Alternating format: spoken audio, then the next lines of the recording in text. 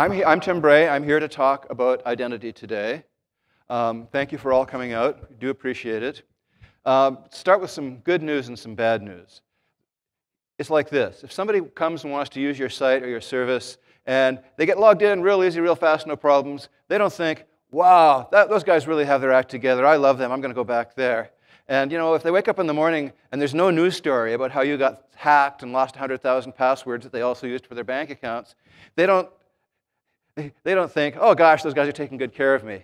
But the other way around is not so good. If they come to your site and it's a problem logging in, then they won't, right? They'll just go somewhere else that has their act together on logging in. And if they do wake up in the morning and you discover that you lost control of their passwords and the bad guys have them, that's a really bad position that you don't want to be in. So that's what identity is like.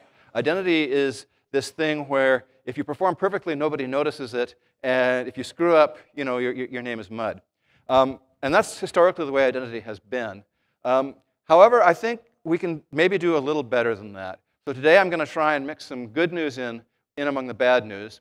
And maybe the most important piece of good news is going to be that we're trying really hard to make it easier for you to do the right thing with less work. So today I bring you less work. On top of that, we also have a few developer-oriented goodies that are worth looking at. So it is true. There is sometimes good things to be found in identity, and we'll talk about them.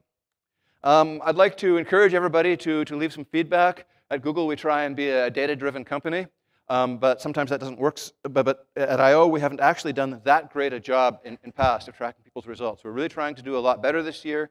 It's easy. You got your I/O app. There's a QR code there. It should not take you more than about 30 seconds to rate the talk. Please do that. And if you all do, then ideally next year's show will be better.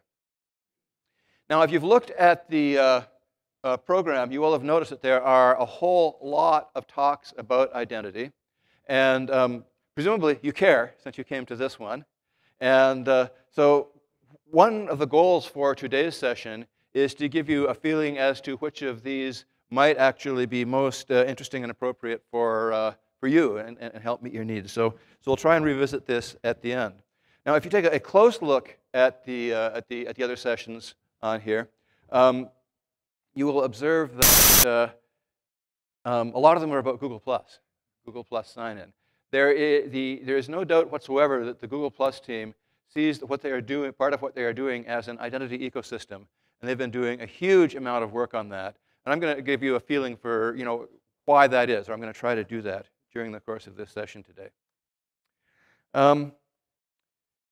Right, so today is not really going to be a technology session per se. I want to spend most of my time, there will be code, I warn you, there will be code. I want to spend most of my time talking about which things you might choose and what tools you might want to use to approach them. But I do want to talk a little bit about the technology. We have made a fairly substantial bet here at Google on the use of the OpenAuth 2.0 standard and increasingly the OpenID Connect standard, which is layered on top of OAuth 2.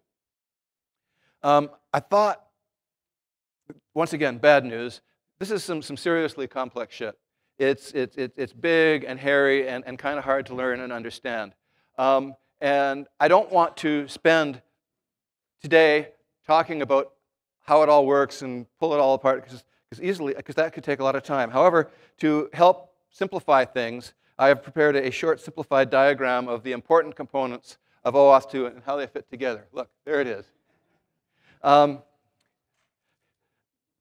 Seriously, it's a problem. I've been public speaking for a lot of years, and I've spoken at most places, and I've had the unusual experience in recent times of having talks rejected by conferences because they had identity in the title, and I think they were afraid that I was going to stand up and talk about cryptography algorithms for the whole time, and I'm going to try and avoid that. I am, however, going to talk a little bit about one piece of technology, a couple pieces of technology that I think they're associated with this stuff.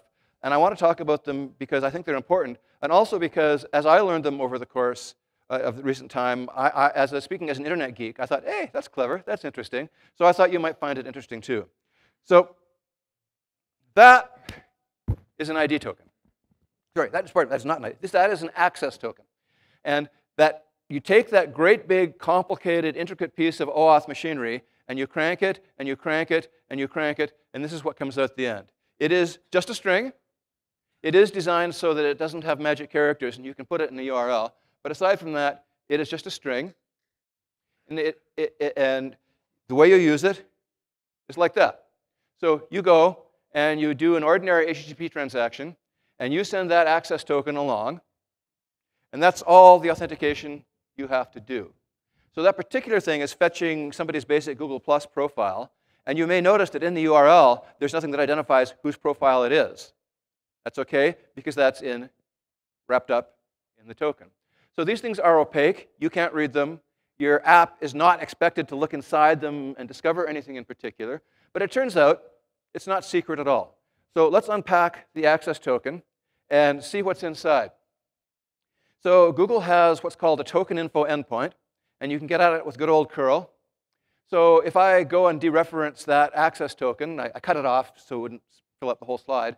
And you can see it says a bunch of things. It says what user it was issued to and what they asked for and a couple of other interesting things. It also tells you that it expires in 3,370 seconds. When we issue these things, they're good for more or less an hour. And this thing has 50-odd minutes yet to live. So access tokens are not hard to understand. They are bearer tokens. They're like a $100 bill. You don't need to. They are good. They are a currency in and of themselves. You send it along. That grants, the server, after looking at that, will grant the right to access the person identified's information as if they were that person. So the takeaways are not that complex. I mean, the most important thing is that, as I've just shown you, there's nothing very secret about these. So as you use them and transmit them around the network, you must always use HTTPS, TLS. You must never, ever, ever transmit these over an unencrypted connection. Now, of course, you're already doing that, right? Everybody's using HTTPS for everything, right? Right? Good. These things are actually remarkably powerful, and you can abuse them in ways that sound surprising, but are actually sensible. So for example, suppose I have a mobile app that is aware of videos being uploaded to somewhere in my Google Drive, and it wants to retrieve a thumbnail of the video that's just been uploaded. And you really don't want to download a 30-second video, load it into your mobile device's memory, and process it to extract a thumbnail. So why don't you get an access token to access Google Drive, ship it up to your own back-end server in the cloud somewhere. It's a big, meaty server. Have it access Google Drive on your behalf, compute the thumbnail, and send it back. So it's transferable, right? I've taken my right, transferable right, sent it off to the cloud, let the cloud work on it, get it back. You could conceivably do it the other way. You could get an access token in a web app and send it down to the mobile to do something clever with it. Go crazy. This is a power tool. If you cut your foot off with it, don't say I didn't warn you. But you can do a lot of clever things with these. So those are access tokens, and they're a key component in OAuth 2. Now, on top of OAuth 2 is built OpenID Connect, and it has a refinement on access tokens called ID tokens. There is an ID token. Isn't it pretty? Now, if you're really sharp-eyed and look closely at it, you may observe that it has 2 dots in there.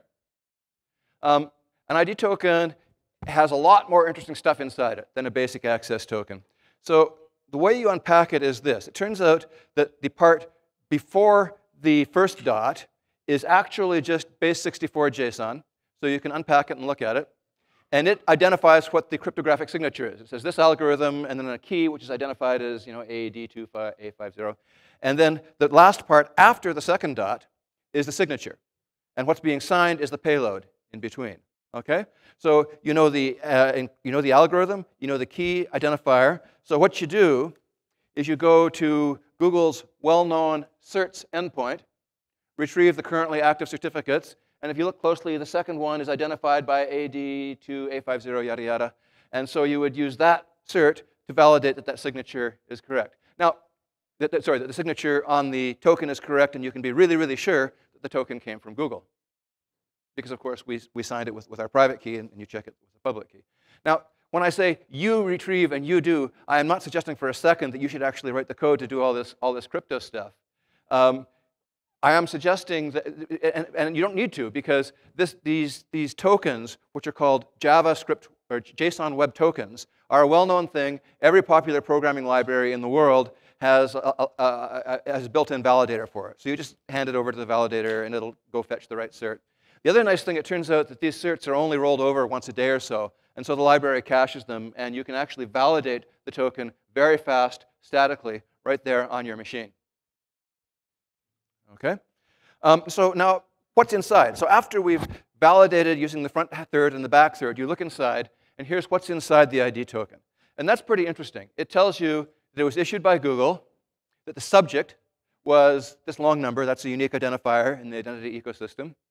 That it was presented to an authorized party, AZP, which actually represents, in this case, the Android client that got the ID token.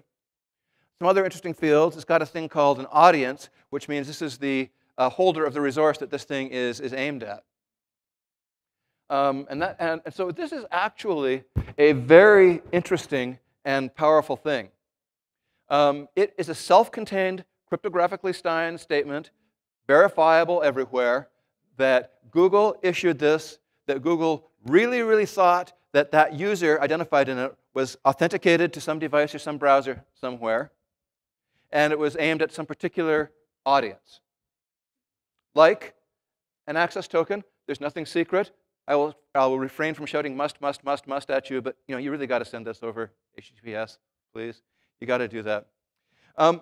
These things are really, really useful. Let me give you a little imaginary scenario. There's this company, there's this website called FlightAware that offers the status of any flight that's in the air anywhere. And there's another service called TripIt that is a personal travel manager. Now, I'm going to describe a scenario that these guys aren't actually doing, but I think they should. So with suppose you could go to TripIt, or suppose you could go to FlightAware, and it could just go and talk to TripIt and find out what flights you're going to be on and just automatically show you the status of those flights. Wouldn't that be great? Well, with this, you could do it. Right? You could take your ID token, ship it off to one of the back ends, and assuming FlightAware and TripIt had a deal, they could look inside the ID token, validate it, and say, oh yeah, this really is a token that was issued to this person with the intent of it being seen by TripIt. And if TripIt and FlightAware had a deal, they could switch it back and forth. Each side could validate what it is and who it was sent to, and no further requirements for anybody to type a password or do anything like that. It would all just work magically. So that's just one scenario. Put your minds to work, and if you have portable chunks of identification, there are all sorts of magic things that you can potentially do with them. So why don't you guys go out and do some of those things? The APIs for getting these things are all fully documented, and I'll give you a little bit more guidance about how to navigate through them later on. OK, next thing. Oh yeah, now let's go back to the bad news. So the problem is that these things do not really have a good reputation. They have a reputation for being hard to understand. If I had my slides, they would have fallen off dramatically, but oh well. They have a reputation for being arcane and hard to understand. And unfortunately, the people who've been presenting to the world have got up on stage and talked about IETF drafts and cryptography algorithms and redirect URIs and implicit flows and all sorts of stuff that you guys really should not have to care about. So they've got probably a bit more of a bad rap than they deserve. The good news I have for you today is that the libraries that are generally available pretty well cover it. The amount of stuff you actually have to understand about how this stuff works ranges between slim and more or less zero. It is, generally speaking, a best practice for you to use one of these libraries rather than code it up yourself, just because identity is so important and the penalties for getting it wrong are so bad. And in particular, I'm going to plug the use of the Google+ SignOn library. But most of these things have the authentication stuff built in. And as you can see, they're available for pretty well any popular programming platform that you can imagine. Forgot to turn my phone off. Go away. Right. So use the libraries. Well, except for if you don't want to use the libraries. There is a certain proportion of the population, like for example me, that are REST bigots. and actually like working down close to the HTTP level. So if you're the kind of person who likes doing HTTP flows and likes composing JSON and sending it over the wire and parsing the JSON that gets back and fiddling with the HTTP headers, well, that's OK too. In fact, everything I'm going to describe today is perfectly accessible at the raw HTTP flow level. Now, that has the huge disadvantage that you don't get all the helpful code that's been built into the libraries and all the bug checking, debugging, and so on. On the other hand, it has the upside that you don't have to learn the library. And for some people, it has the upside that you don't have to link the library into your code, which for some people is a really big code. So if you understand what's on the screen now, you're a candidate to be that kind of person. If you like what you see, you are almost certainly the kind of person who might like to do it this way. So if you want to do that, go nuts. We're not going to try and stop you. I'm also not going to say anything further in this talk to help you, because that's OK. Because that kind of person is OK with going and reading the docs and figuring out the headers and manipulating the HTTP flows and so on. So that door always remains open. So let's go back to a high level and talk about what we can actually do. There are sort of two basic things that we can do with identity technologies. One of them being actual authorization, which is the process of saying, OK, I've checked that this is really Tim Bray, and yeah, we've given Tim Bray the right to access the Google Drive, so go ahead and access the Google Drive. That's authorization. The other is authentication, where we don't really care about any particular API. All we want is for Google to say, yeah, I've authenticated, and that really is Tim Bray there on that mobile device or on that browser or whatever. OK? So let's talk about how we'd go about doing that. So now I'm going to switch to my browser here. And this is the thing they showed. Right, this is the thing they showed during the keynote. And let's just look at it again briefly. So this is fancy. Hey, amazingly, it's the same machine that was on there in the keynote. Huh. Anyhow, and you hit sign in. And it says, oh, who do you want to sign in with? Facebook, Google, or Twitter? I'm going to sign in with Google. And it comes up here and says, they went by this awfully fast during the keynote, saying, OK, let's do a full-blown social sign-in here. Not only am I going to log you in and tell Fancy that, yeah, this really is Tim, we're going to say, I'd like you to ask you to authorize Fancy to see who your friends are on Google, and maybe even to tell them about some of the things you did on Fancy. And you get very, very fine-grained control there about who exactly the Fancy app can share with when you're using it on Google. By the way, this is not required. You don't have to go through all the social stuff. You can just do a pure naked login saying, yeah, this is Tim, bye. But this is the full-blown social login. And it's got the other nice characteristic that when you accept it, it'll come along and say, oh, do you also want to install, as they showed, the app's mobile app on the device? And when it does that, the app on the device will come up magically being already logged in to the right account in the right place. So it's pretty slick. So that is what Google Plus really buys you. No, I'm not going to install it right now. Go away. Let's show you a much simpler example. Oops. This is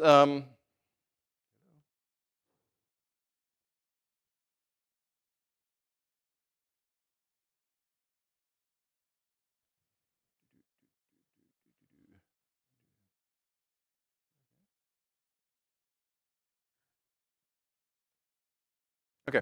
This is the Ruby QuickStart example for Google Plus sign-in, which it's really tiny. It's a couple of hundred lines of Ruby and a couple hundred lines of JavaScript, both of which are mostly just boilerplate code. And this is the simplest possible thing. You just sign in, right? And it says, OK, know your name, sign in, accept, boom. And now I'm signed in. And it shows that it knows my picture, my name, something about my biography, and it has access to the information about who's in my circles. Okay? So that's just the bare bones social login. So the question that comes up is, what do you actually have to do to accomplish that? And the answer is not very much. You have to put a bunch of JavaScript in your HTML, almost all of which is boilerplate that just comes you can download it out of our Git repository or wherever, and put it in your own client ID. Now you'll notice that this is the actual chunk of HTML that produces the sign-in button, and it's got both a CSS, it's got both an ID and a class. So it's very, very easy to wire into your own page design in a way that shouldn't be obtrusive. Now this being the Ruby example, here's the Ruby code in the back end that actually retrieves that list of people's pictures and displays it on the screen. Okay? And you'll notice, if you look at the bottom third of that, they actually went and used the built-in understanding of the Google Plus API that's built into our Ruby client library. And it just said, go get me a list of people and run through them all. Okay? Now, once again, if you're a REST hard ass, at this point you can say, no, I don't want that. I'm just going to go do a get on that URL and get the list of people back as JSON and manipulate it myself. That's fine.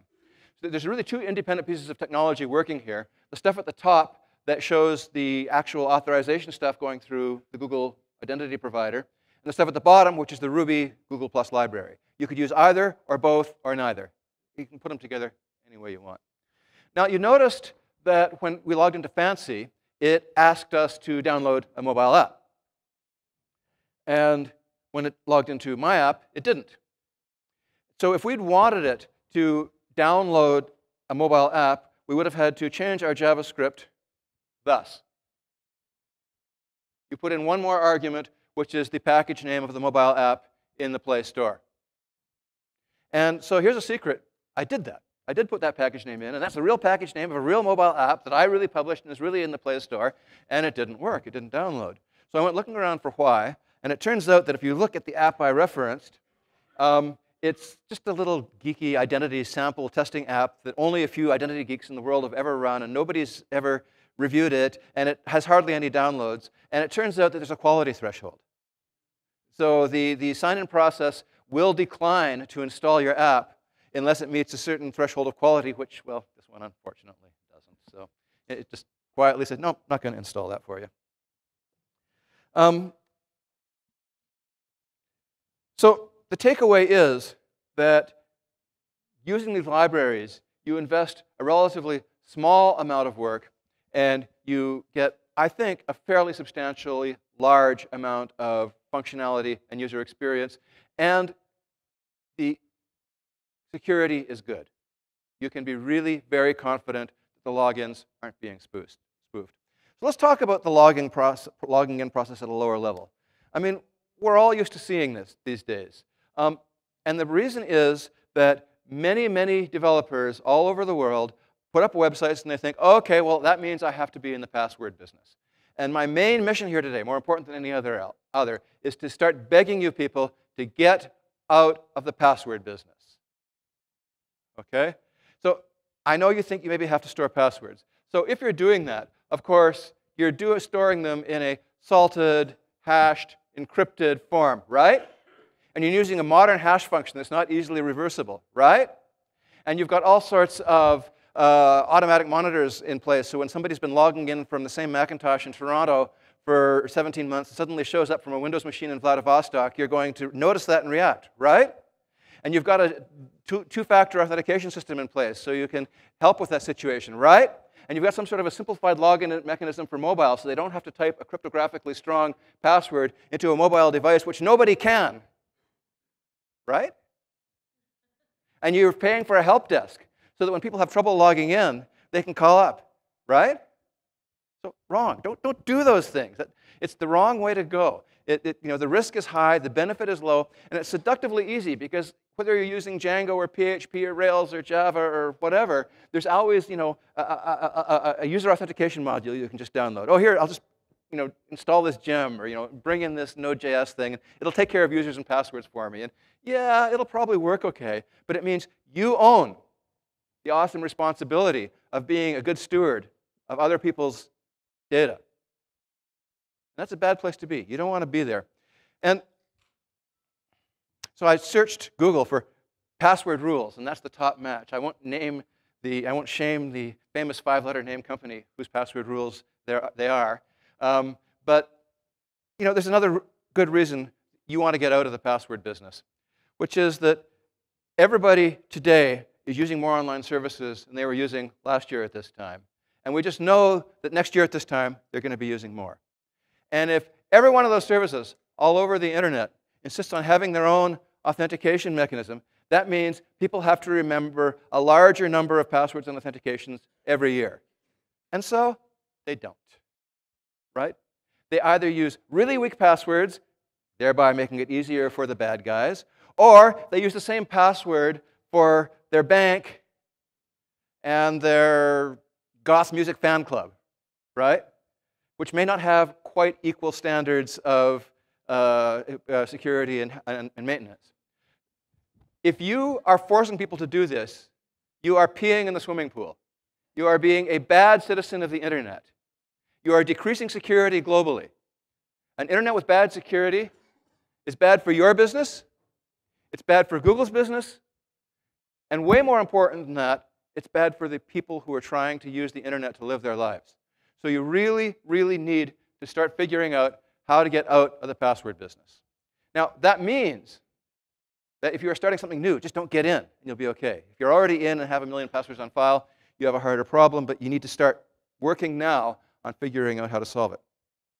Now, I keep throwing around the term the bad guys who are going to try and steal these passwords and make life difficult. And we treat them in the abstract. We all know there's bad guys out there. Well, here they are. That's kind of small print, and it's in Cyrillic, so you wouldn't be able to read it anyhow. But it is a list of passwords and hacked accounts for sale from a website. Cameraman, I'm going to walk over to the screen, sorry. You can get accounts on mail.ru, yandex.ru, hotmail.com, outlook.com, and so on. When the guys at Google look at this, they break out the champagne because as opposed to the tens of thousands of other things, you'll notice that Gmail, there are only 8 stolen accounts for sale, and they are approximately 10 times as expensive as stolen accounts from elsewhere. Now, let's be fair. I didn't have room to put the whole thing on here. But if you scroll down here on the bad guys site, you will discover one more internet site that has dramatically lower availability and higher cost, and that's Facebook. So Facebook and Google, it's fair to say, are doing a pretty good job of handling users' identities. And that's another reason why you should go around and choose your partners carefully. OK, so I'm going to say, let's outsource your identity. Do not own your own passwords. So these are the kind of screens we're starting to see a whole lot of all over the internet. So what we have here is Pinterest, OpenTable, and TripIt. And in each case, you have multiple different options to log in with. So the jargon is like this. People like Facebook and Google and Microsoft and Yahoo and so on are identity providers, IDPs. And the people who use them are called relying parties, RPs. So you hear this jargon slung around all the time, RP and IDP. If you're an RP, this means that you are a good person. You are not peeing in the internet pool. However, we are starting to have a little bit of a scaling problem, which is that I don't think many RPs would want to jump into bed with just one IDP. So this kind of situation is typical. But those login screens are already starting to look kind of busy. The term we use in the identity community is NASCAR page, because it's like a NASCAR race car. It has too many stickers on it. And it's not really going to scale. Right at the moment, most people are OK with Facebook and Google, or Facebook and Twitter, or Google and Twitter, or whatever. But I think we need a wide open identity ecosystem so that we can have multiple identity providers competing for people's business. And there's just not enough room on the page there, right? And it's already the case that if you're operating in certain countries in the world, there are very strong local identity providers that you would want to have on that page. So let me show you the alternative. Let me switch back to my browser here. And here I have a small sample application I wrote. It's on the internet. And it does one thing. It remembers your favorite color. OK? And when you go there, it doesn't actually show you a login page. It shows you this thing. This is called an account chooser. And even though it says accountchooser.com, it's all just stuff stored in local storage. This is a project of the OpenID Foundation that's just being rolled out. And the idea is that instead of signing in with a password, I would just click, say, oh, OK, here's the Facebook identity provider. And I'll log into Favcolor. And it says, oh, welcome, Tim Bray. We know your favorite color, because I've logged there in before. So Facebook did the signing up. And let's just change the favorite color and make it, a nice blue color. Okay. And I'll log out. And hey, that same email address is also available at google.com. So I'll log in to the same account through Google rather than Facebook. And see, there it remembers my new favorite color. One-click login. This is what you owe your users. Actually, you owe them more than that. Let me show you what else you owe them. Now, here's another account, my Gmail account. Let's click on that one. And it says, oh, here's Google saying, oh, they want to log you in. Is that OK? I'll say, yeah, OK, sure. So it'll log me in. And it says here something different. We don't know your favorite color, so we're picking one at random.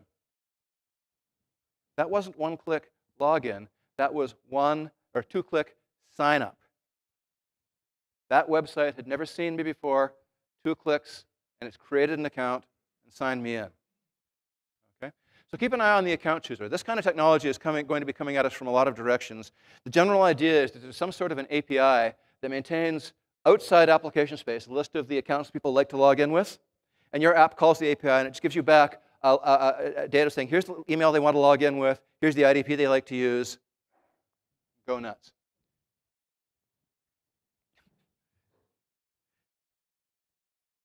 Where was I? OK, so let's go back to the talk here. Right, I did that. OK, so what I've been talking about so far is what you should be doing. And I want to spend the rest of my time, which there isn't much of, talking about how you should be doing it. This is fairly conceptually simple.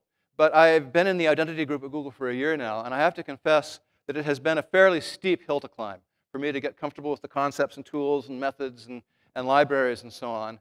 So what we've done is we've tried to capture a lot of that meta-knowledge and create this new thing called the Google Identity Cookbook, which we just finished pushing an hour or two ago. And this is at that URL. And it tries to be a human-readable walk through all the different identity technologies we have at Google and how you might want to go about using them. It does not actually contain any samples or detailed documentation because we have loads and loads and loads of that. This tries to look at your scenario and help you figure out which applies to you. I'm going to dip into this a bit.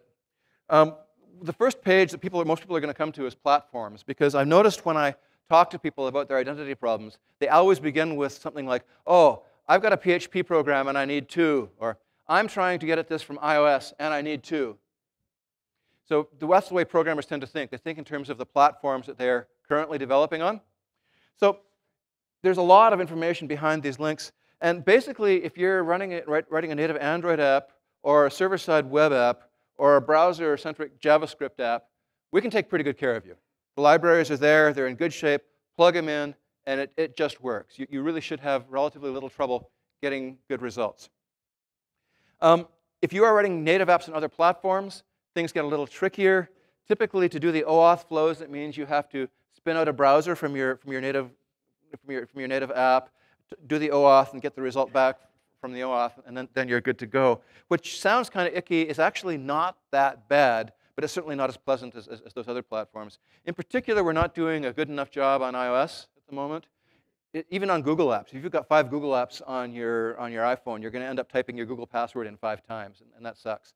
And so we're working on all these things, and we will make progress. But another thing I want to talk about, oh yeah, once again, I wanted to come back to this and say that when you're speaking in terms of platforms, another good reason to use the Google Plus sign-in stuff is, well, because Google Plus sign-in comes with this incredibly comprehensive set of libraries and sample apps for any known platform under the sun.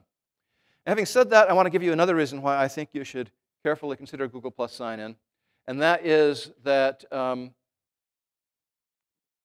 man is an island. We have singletons in our computer programming. People aren't singletons. The world we live in is in fact in very large part defined by the other people who share our lives with us.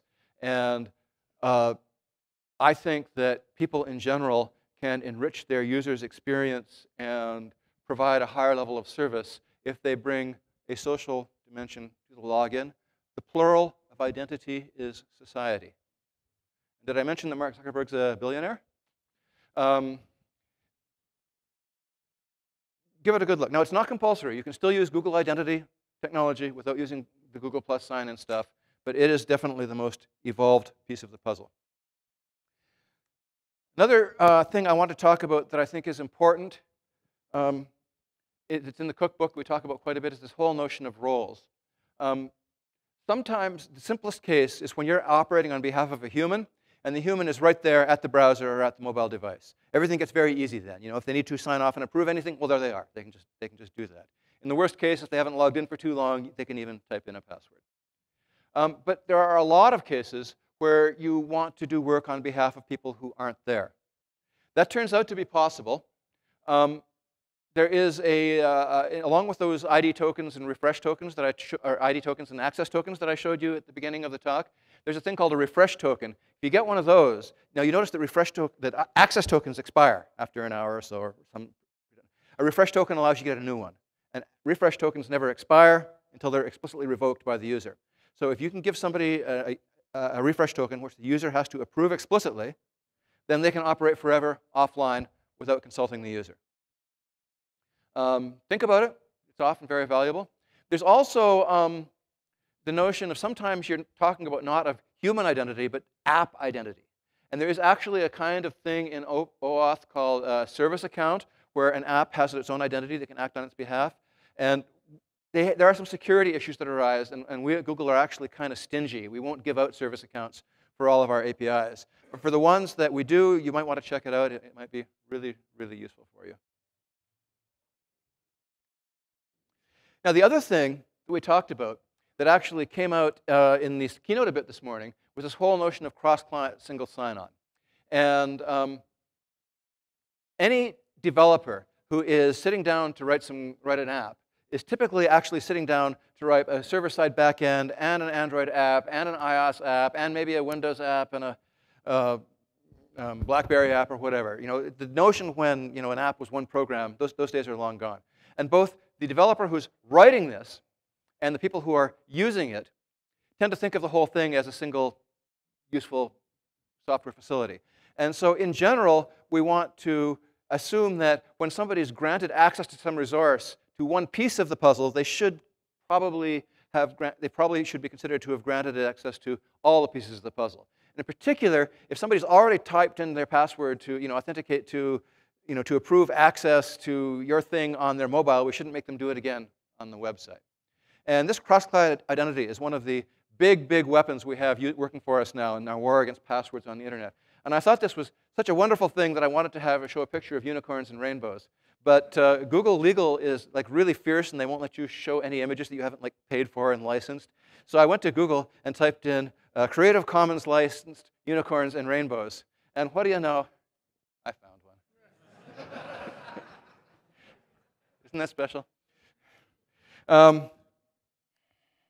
So it turns out we have a nice hook to hang this cross-client stuff on. It turns out whenever you want to use any of this OAuth and OpenID-based stuff, you have to register your app. You have to register your app at a thing called the Google Developer API Console. And this is just part of OAuth. You have to do this whenever you're using OAuth. And it turns out that the unit of registration is the project. And a project has lots of slots in it in which you can create different kinds of clients, a web client, a JavaScript client, an iOS client, an Android client, maybe multiple clients. These things are called client IDs in the term of the art, and they're identified by these big, long, ugly strings. But they're all identified as being in the same project. And access to this thing, being able to update it, is controlled by the developer's account, and they have to log into the account to get access to the console to do this. And we consider that a pretty strong proof point. So our general belief is that if you've authed against one of these things, you've authed against all of them. And that's wonderful. So specifically, there's actually a page in our developer documentation that talks about how to do this. And it's a little bit complicated. and you have to make some very particular API calls to get this to work. But the machinery that goes behind what Google Plus did, so to get all that stuff automatically working, you log in, you get the app installed, it's all pre-logged in, it's generally available to you right down to the HTTP flows level if you want to be a hard ass about it. There are sort of three things we do. The first is really easy to understand. If you've already got an access token for some particular API on your web client and you ask for it again on your mobile device, you won't get asked to approve it. It'll just say, OK, give you the access token, and vice versa. That's really easy to understand. The next one is sharing identity around the network. And the best one of all is this permanent offline access trick. So I'm going to talk about both of those a little bit. So this shared sign-on is a very common scenario. And if you've got a client app, which probably most of the people in the room do, it has a server backend. Even the most brain-dead simple game probably needs to persist and share high scores, right? So you have some sort of a server backend. And you're talking to it probably over a RESTful interface, over HTTPS. And the question arises, who am I talking to? The server backend needs to know whose data is being sent up there. And it would be really, really, really lame to ask them to type their password in on the mobile app just so they could save stuff back to the server. And you don't want to save their password and send it over the network. That's very, very bad. So it turns out what you can do is use ID tokens. ID tokens make the slickest possible solution to this.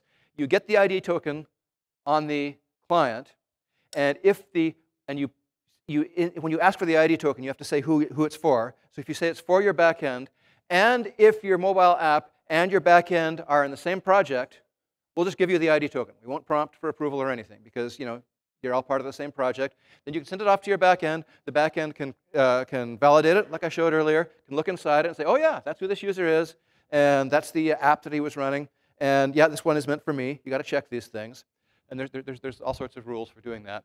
And then you can just go ahead and assume that the data that's coming in is from that user, and you can feel free to persist it for them, manipulate it for them, and so on. Transparently. I actually have a demo of that working.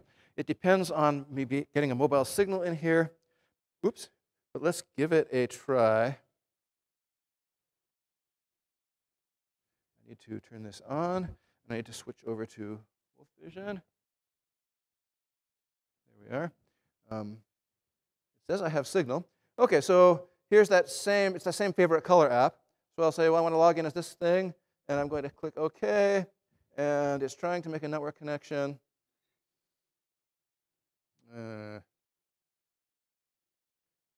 Maybe that was too much to ask for. Oh, OK. Let's give it a try.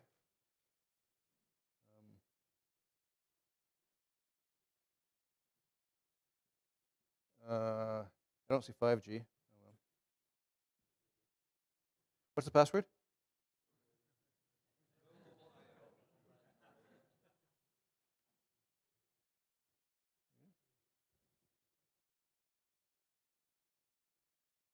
Give it a try. Let's try this again.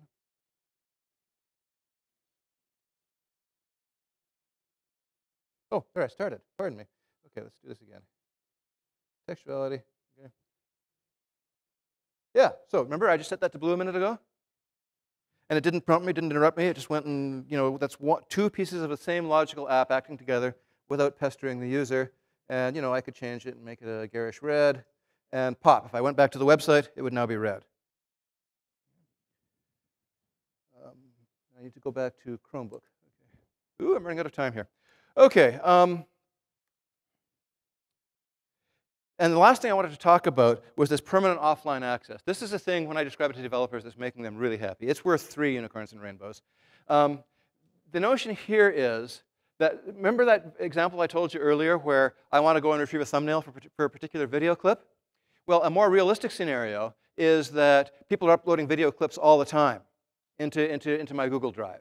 And I want to have my backend running all the time, processing them as they come in, retrieving them from Google Drive, computing statistics, computing thumbnails, pushing them back into Google Drive. And I want it to do this all on my behalf. The thing is, because I'm a modern person, I don't even have a web interface. All the access is through my mobile app. Okay? So we've got it set up now so you can, on your mobile app, make a particular API call. Now, the user will always be prompted in this case saying, is it OK to authorize this offline stuff? And if You say yes, it will return to your mobile app a special code that you can send to the back end, and the back end can use it to get a refresh token. And then the back end can be working on your behalf as you, 24/7/365, until the user explicitly revokes it. Just about every developer I talk about this to says, oh yeah, I could use that. It's really pretty slick. Okay. Okay, another thing I want to talk about is this whole notion of accounts. And one thing you'll find out if you look in the developer cookbook is the notion of a Google account is quite a bit fuzzier than you might have thought. For example, here's something I didn't know until I started working on this. If you have a Google account, that does not necessarily mean you have a Gmail. It is perfectly possible to have a Google account that's identified by a Yahoo address or a Hotmail address, and it turns out that a huge number of people do. In particular, a huge number of our AdWords customers who signed up for that with their Yahoo address or whatever. So in your code, I have seen people say that, oh, well, if they have an account, then they give me their email address. Well, I can just use Gmail to validate that. Wrong. So be careful about that. Another thing I wanted to say about accounts is that almost everything I've said here today has to do with Google accounts. And most of the things we're talking about are limited to Google accounts. It turns out that on the specific case of Android, you are not actually limited to working with Google accounts. Turns out in the Android account manager, you can store accounts from other applications. Here's the screens from a couple of my Android devices showing that I've got Dropbox and Facebook and Google and Skype and Kobo and WhatsApp and Yahoo accounts on there. And it turns out that not only can you store them in the account manager, there's a pluggable authenticator system so that you can actually arrange to do authentication and signing people on. You have to write some fairly advanced code to do that. But the Android platform as it comes is genuinely identity fairly neutral. Well, there are some things that are built in for Google. But OK, that's all I'm really going to say for myself. I thought I should come back to where I started and talk about the other talks that are going on here. I think it may be more obvious now why there's 7 different Google Plus talks. Obviously some of them are specific. So if you're an Android developer or an iOS developer or something, and you're interested in Google Plus sign-in, go to that talk. The best practices, I think, is going to be a good talk for anybody. And I suspect that most people who are using Google Plus sign-in are going to be using it for alongside Facebook and Twitter and so on and so forth. So there's some practical advice there in how you might do that. And the cloud guys, the Keys to the Kingdom talk there, the cloud guys have found out that there are all sorts of weird corner cases and gotchas and so on that when you're deploying identity in the cloud, because you're doing both the server side and the client side there and so on. And they actually found enough that they did a whole talk about it. So if you're going to be doing that, I would strongly recommend taking in that one. So I'm about finished. I think I've tried to bring 3 messages here. The first being, please stop making people type passwords. Use OAuth, use OpenID. Get out of making people type passwords. It's cruel and unusual punishment. Secondly, there are a lot of libraries out there. They're pretty good. They are available for your programming language. Use them. We want not only a good user experience, but a good developer experience. I will acknowledge that in the history of identity technologies, we have not put enough work into developer experience, but we're putting a lot of work into it now. Have a look at it. I think you will find it's easier than you think to do the right thing. And the final thing I want to leave you with is please, please, please get out of the password business. The internet can't afford it. The course we are on now is at a very high speed, heading straight for a brick wall, when at some point, large numbers of people are simply going to stop refusing to go to new sites because they don't want to deal with the pain of making a new account and a new password. We know this at Google because it's already happening. At Google, when somebody wants something, we want them to go to Google and search for it. And a lot of times, they don't. They go straight to some particular online store or something because they don't want to deal with the pain of getting signed into a new site if they find it somewhere else.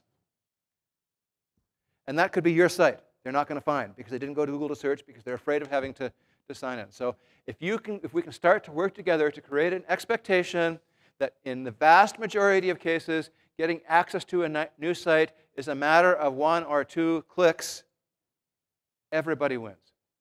So let's go there. Okay? Thank you kindly. We got 2 minutes for questions. But you know what? I really hate taking questions from the stage. So you can do, if somebody wants to ask a question, go ahead. But as soon as I leave here, I'm going to go up to the knowledge booth, office hours booth, which is at the 3rd floor at that corner, or up floor 1. I'm going to go stand there, and I will cheerfully talk to people about identity stuff until I'll fall over or you guys get bored, whichever comes first. Having said that, does anybody want to squeeze one question into the last 2 minutes? Yeah. Go to the mic. Hi. So one of the biggest problems that I see with having these third-party identity providers is that a user arrives at the site and they may be a repeat user, but they may not remember which identity provider they used the last time. They might end up with 2 accounts or 3 accounts or 5 accounts. Right. What is the best scenario for that?